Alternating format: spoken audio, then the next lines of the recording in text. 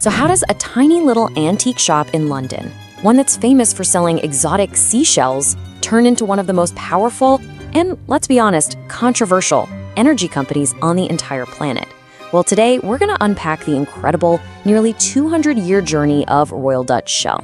And to really get our heads around this story, here's how we're going to break it down. We'll start with its super ingenious beginnings, and then look at its explosive global growth. After that, we have to examine the serious controversies, especially in places like Nigeria. Then we'll get into its very complicated relationship with climate change, and finally, we'll try to make sense of the two competing legacies it leaves behind. Alright, so our story kicks off not with giant oil derricks, but with, believe it or not, Victorian home decor. It's 1833, and a man named Marcus Samuel Sr. is running this really successful import-export business in London. He specializes in antiques, but his most popular items, exotic seashells from the Far East.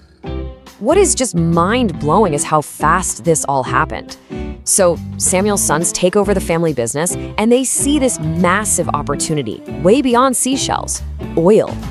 In a really clever nod to their roots, they named their very first oil tanker the Murex, which is a type of sea snail, and they named the company Shell to honor their dad. But the real masterstroke was the 1907 merger. They combined their British shipping and global trade networks with Dutch oil production, and boom! They created the energy titan we know today. But you know, that big 1907 merger wasn't just about getting bigger, it was about getting a whole lot smarter. Shell's meteoric rise was really fueled by one key technological leap that completely changed the game for the entire oil industry. And here it is. This was the core innovation. Before the Samuel brothers, oil was shipped in these leaky, super inefficient barrels. It was a mess. But Marcus Samuel Jr. designed the world's first bulk oil tankers. These ships allowed oil to be pumped directly into the ship's hull. It sounds simple, but this idea was absolutely revolutionary. It was way safer, way cheaper, and it allowed them to move massive volumes, giving Shell a huge edge over competitors like Standard Oil. So what was the result of all this? Well, that combination of a strategic merger and pure technical genius paid off, big time. In just a couple of decades, a company that was born from selling seashells was producing more than a tenth of the entire world's crude oil. It was an empire built on efficiency and incredible foresight. But with an empire that big comes immense power. And how that power was used? Well, that's where the story takes a dark turn. We're now going to look at the devastating price that was paid in places like Nigeria, where Shell started producing oil back in 1958, and where its legacy is, to this day, fiercely contested. This is the question, right? It's at the very heart of the controversies that have really defined Shell for decades. And the story in Nigeria is one that has been described as a kind of corporate colonialism. So sources allege that Shell developed this 5-step blueprint to gain control in Nigeria.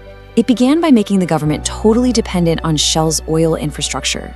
I mean, with oil making up 95% of Nigeria's exports, Shell basically controlled the nation's economic lifeline.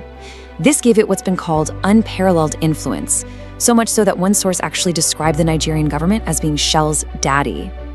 This quote comes from Ken Saro-Wiwa. He was an environmental activist who led nonviolent protests against Shell's operations in his homeland, Ogoniland. He really became the face of the opposition, speaking out against the pollution and the fact that his people saw none of the benefits from the oil. He and 8 other leaders were eventually executed by the Nigerian military government. It's important to note, Shell has always denied any complicity in those executions. The environmental impact has just been catastrophic. Look at this number, 3,000. That's the number of recorded oil spills from Shell's operations in Nigeria just since 2010. Now, Shell is often blamed sabotage, but its critics point to aging, corroded pipelines. These spills poisoned drinking water, they destroyed farmland, and they absolutely devastated the fishing industry for millions of people. And the controversy doesn't stop in Nigeria. A much more recent battleground has been climate change. And here again, we see this deep contradiction between what Shell knew privately and what it was doing publicly. Okay, get this.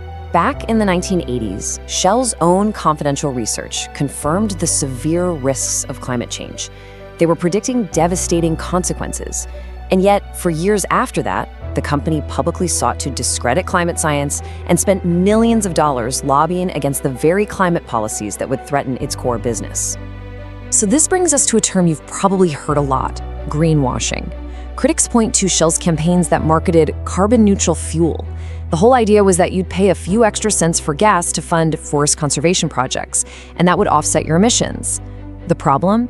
Investigations into these projects have raised really serious questions about whether they were actually saving any carbon at all.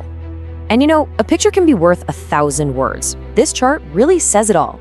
Despite marketing itself as a key partner in the energy transition, in the decade leading up to 2021, only about 1% of Shell's long-term investment actually went to renewables like wind and solar. The other 99%? Yeah, that went right back into its core business, fossil fuels. So how do we make sense of all this? On one hand, you have a company of brilliant innovation, and on the other, a history of devastating controversy. This really brings us to the dual legacy of Royal Dutch Shell. In the end, Shell's story is just defined by these incredible contradictions. On one side of the ledger, it's a business that literally fueled the 20th century. It revolutionized transport and achieved unbelievable success, like its record-breaking $40 billion profit in 2022.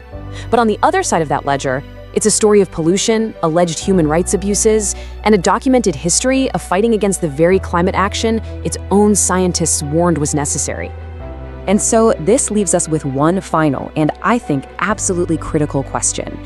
As the world confronts an undeniable climate crisis, can a company whose entire history and whose entire financial structure is based on extracting carbon from the ground, can it ever really be trusted to lead us into a post-carbon future? That is the fundamental challenge that defines Shell today.